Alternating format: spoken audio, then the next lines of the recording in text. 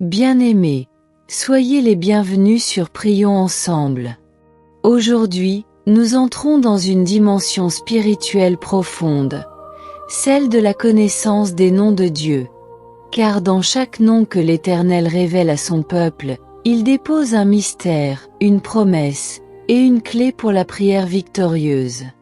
Connaître les noms de Dieu, c'est connaître sa personne, son cœur, ses intentions. Et cela change tout. La parole de Dieu dit dans Proverbes chapitre 18 verset 10. Le nom de l'Éternel est une tour forte, le juste s'y réfugie, et se trouve en sûreté. Oui, bien-aimés, le nom de Dieu est une forteresse spirituelle. Ce n'est pas un simple mot, mais une révélation vivante. Et chaque nom nous permet de mieux le prier, mieux l'invoquer, mieux marcher dans ses voies. C'est pourquoi aujourd'hui, nous allons découvrir 10 noms puissants de notre Dieu, chacun porteur d'une onction, d'une identité, d'un caractère. Le prophète Daniel disait : « Le peuple qui connaît son Dieu agira avec fermeté. » Daniel chapitre 11 verset 32. C'est la connaissance véritable qui produit l'assurance dans la prière, la fermeté dans les combats, et la stabilité dans l'épreuve. Et cette connaissance commence souvent par la révélation des noms de Dieu, car ces noms ne sont pas juste des titres. Ce sont des déclarations de son essence, des invitations à expérimenter sa nature. Prenons garde, car nous vivons dans un temps où beaucoup prient un Dieu qu'ils ne connaissent pas vraiment. C'est pourquoi certains tombent dans de fausses doctrines, des enseignements charnels, ou même dans des formes de religiosité vide. Mais lorsque tu sais que ton Dieu est Yahweh Jireh, tu ne cours pas après des miracles payants. Quand tu sais qu'il est Yahweh Rapha, tu n'as pas besoin de t'accrocher à des objets. Quand tu sais qu'il est Elohim, tu ne confonds plus le Créateur avec ses créatures. La Bible nous donne les noms de Dieu comme des armes spirituelles, des repères de foi, et des sources d'adoration. Et Jésus lui-même a dit dans Jean chapitre 17 verset 6. « J'ai fait connaître ton nom aux hommes que tu m'as donnés du milieu du monde. » Ce nom est précieux, redoutable, suffisant. Et nous devons apprendre à l'invoquer avec foi, le méditer avec crainte, et l'annoncer avec amour. Alors prends ton carnet, ton cœur, et prépare-toi. Chaque nom que nous allons découvrir dans les prochaines minutes va ouvrir une porte spirituelle sur qui est réellement ton Dieu. Tu ne prieras plus jamais de la même manière, car tu sauras à qui tu parles. Abonne-toi, active la cloche, et reste jusqu'à la fin. Un nom va guérir. Un nom va libérer. Un nom va fortifier. Car le nom de l'Éternel est digne d'être élevé. YHWH est le nom que Dieu a révélé à Moïse. Il signifie « Je suis celui qui suis », l'être éternel, sans commencement ni fin. Dieu dit à Moïse « Je suis celui qui suis ». Et il ajouta « C'est ainsi que tu répondras aux enfants d'Israël. Celui qui s'appelle Je suis m'a envoyé vers vous. » Exode chapitre 3 verset 14. Quand tu pries YHWH, tu t'adresses au Dieu vivant, immuable, présent hier, aujourd'hui et pour toujours. Ce nom ancre ta foi, car ton Dieu ne change pas et sa parole ne faillit jamais. Yahweh Tsebaoth signifie l'Éternel des armées célestes, le chef des forces spirituelles. Ce nom révèle Dieu comme le guerrier suprême, le commandant des bataillons angéliques qui combattent pour son peuple. Qui est ce roi de gloire? L'Éternel fort et puissant, l'Éternel puissant dans les combats. L'Éternel des armées, voilà le roi de gloire. Psaume 24 chapitre 8 et verset 10. Quand tu invoques Yahweh Tsebaoth, tu appelles le Dieu des batailles, celui qui n'a jamais perdu un combat.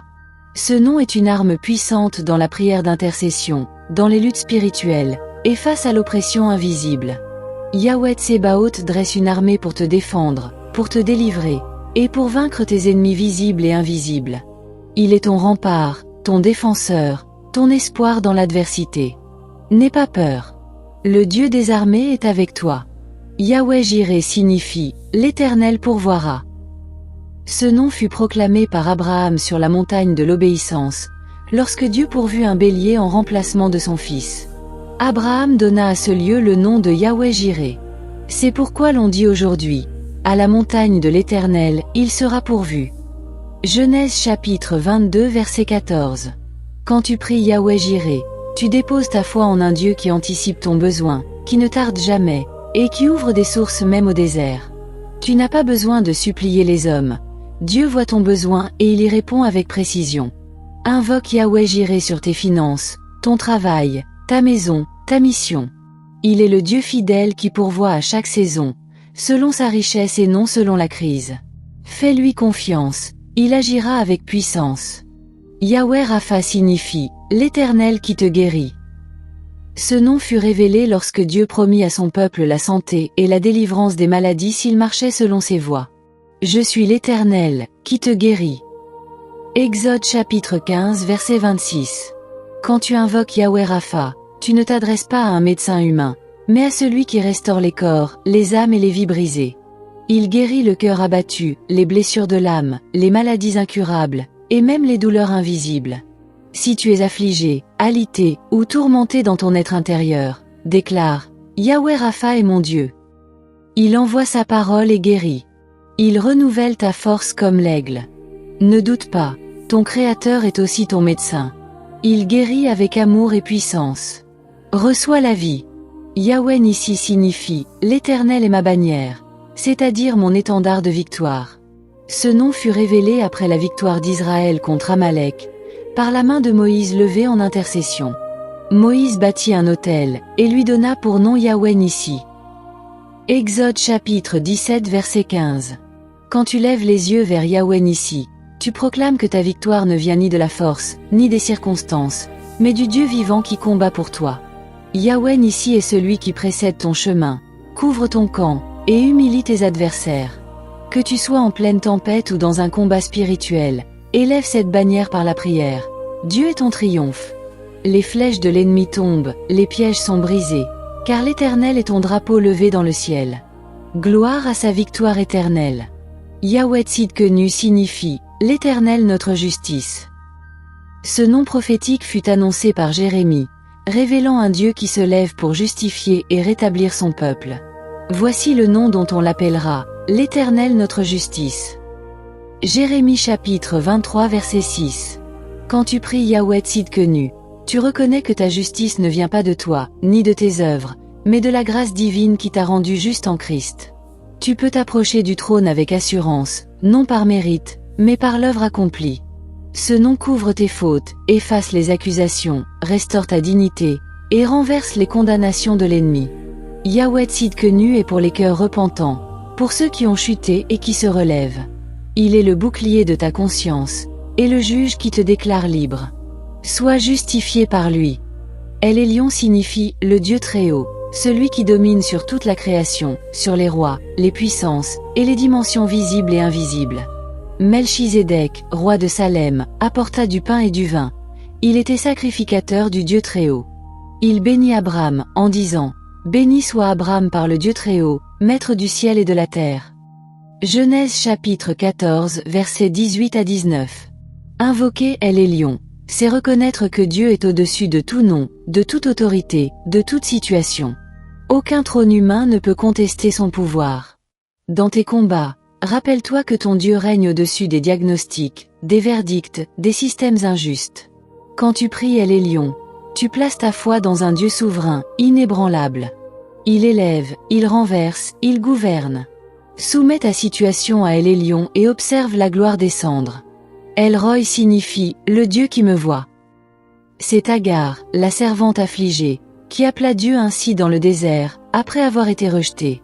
Elle appela Ata El Roi le nom de l'Éternel qui lui avait parlé, car elle dit « ai-je vu ici après qu'il m'a vu ?» Genèse chapitre 16 verset 13. Quand tu pries El Roi, tu te rappelles que Dieu ne t'ignore jamais. Même dans l'oubli des hommes, il voit ta douleur, ton combat secret, tes larmes silencieuses. Tu n'es pas invisible pour le ciel. El Roi te suit, t'écoute, te console et t'élève au moment juste. Il voit ce que personne ne voit et répond avec tendresse. Lève les yeux et dis, Seigneur, tu me vois. Tu n'es pas seul, El Roi t'accompagne pas à pas dans le désert vers ta destinée. El Shaddai signifie « le Dieu Tout-Puissant », celui dont la force ne connaît aucune limite. C'est ce nom que Dieu utilisa lorsqu'il confirma son alliance avec Abraham. Je suis le Dieu Tout-Puissant. Marche devant ma face, et sois intègre. Genèse chapitre 17 verset 1. Quand tu invoques El Shaddai, tu t'adresses au Dieu qui peut tout, qui tient ta vie entre ses mains, et dont rien n'est impossible. Il ouvre les matrices stériles, fait jaillir l'eau du rocher, abaisse les montagnes, et redresse ce qui est tordu. El Shaddai est le nom de la plénitude divine. Il est plus que suffisant pour ta vie, ta maison, ton avenir. Prie avec foi, car aucun mur n'est trop haut, aucun désert trop sec. Ton Dieu est El Shaddai, la toute-puissance sans déclin. El Shaddai signifie « le Dieu Tout-Puissant », celui dont la force ne connaît aucune limite. C'est ce nom que Dieu utilisa lorsqu'il confirma son alliance avec Abraham. Je suis le Dieu Tout-Puissant. Marche devant ma face, et sois intègre. Genèse chapitre 17 verset 1. Quand tu invoques El Shaddai, tu t'adresses au Dieu qui peut tout, qui tient ta vie entre ses mains, et dont rien n'est impossible. Il ouvre les matrices stériles, fait jaillir l'eau du rocher, abaisse les montagnes, et redresse ce qui est tordu. El Shaddai est le nom de la plénitude divine. Il est plus que suffisant pour ta vie, ta maison, ton avenir. Prie avec foi, car aucun mur n'est trop haut, aucun désert trop sec. Ton Dieu est El Shaddai, la toute-puissance sans déclin. Adonai signifie « Seigneur » ou « Maître souverain ». C'est un titre de respect et de soumission, utilisé souvent en remplacement du nom YHWH par révérence. Seigneur, notre Seigneur. Que ton nom est magnifique sur toute la terre. Psaume 8 chapitre 1 verset 1. Quand tu invoques Adonai, tu reconnais que Dieu est ton autorité suprême, ton guide, ton propriétaire. Tu ne marches plus selon ta volonté, mais tu t'abandonnes à ses voies. Tu dis, conduis-moi, corrige-moi, gouverne ma vie. Adonai, c'est le nom des cœurs obéissants, des disciples fidèles, des serviteurs qui ne veulent plus contrôler leur destinée. Ce nom produit la paix du cœur, car quand Dieu est le maître, tout est entre de bonnes mains. Appelle-le Adonai, et suis-le pas à pas. Bien-aimé dans le Seigneur, après avoir exploré les multiples révélations du nom de l'Éternel YHWH Jireh, YHWH Rapha, YHWH Nissi, El Shaddai, Adonai, Elohim, YHWH Tzidkenu, YHWH Shama, El Elyon, YHWH Sabaoth, il est vital de comprendre que connaître les noms de Dieu ne se limite pas à une récitation. C'est une révélation vivante que le Saint-Esprit grave dans nos cœurs afin que nous marchions avec foi, crainte, assurance et discernement dans ces temps où les ténèbres cherchent à tromper même les élus. Chaque nom de Dieu révèle un attribut, une facette de son caractère, un mode d'intervention dans nos vies, et une vérité immuable sur qui il est.